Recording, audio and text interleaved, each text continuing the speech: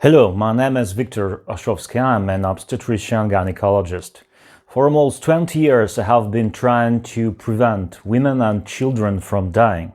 But all my efforts and the efforts of all my colleagues were cancelled yesterday by Russian planes that bombed a maternity hospital and children's hospital in Mariupol.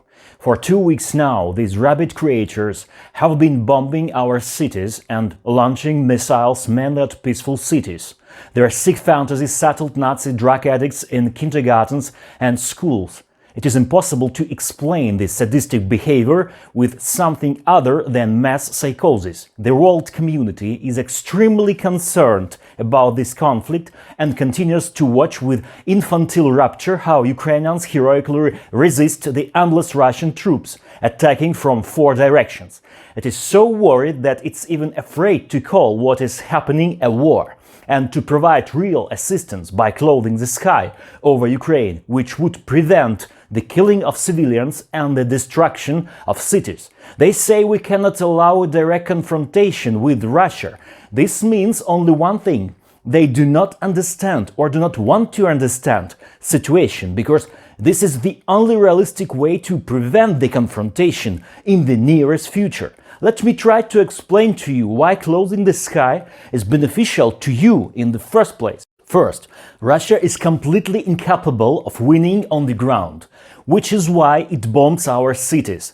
Stopping civilian death is already a good reason, isn't it? Secondly, the number of refugees who violate your comfort and expenses from the budget for their maintenance will decrease.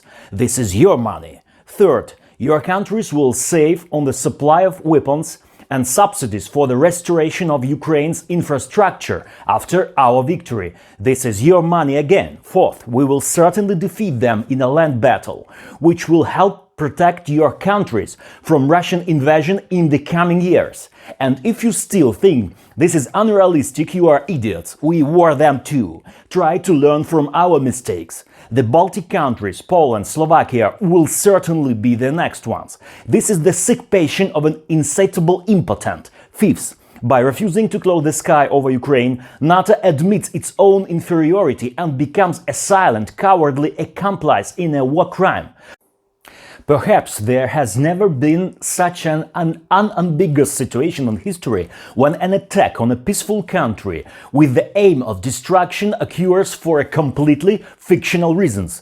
Decide in the end, prove that you have balls. Or do you want to remain in the memory of mankind as a toothless slob with shaking knees? We will win anyway, with or without your help. But we are giving you the last chance to join the crusade for the values of civilization. Come out to the square, demand no-fly zone over Ukraine, prove that the humans be able to be great again, and if these cretins whom you have chosen refuse again, demand at least the provision of Ukraine with an anti-aircraft and anti-missile defense systems. We know very well what to do with them. Friends, be pragmatic, spend your weekend well. You don't have to do this for us. Do it for yourself and for your children.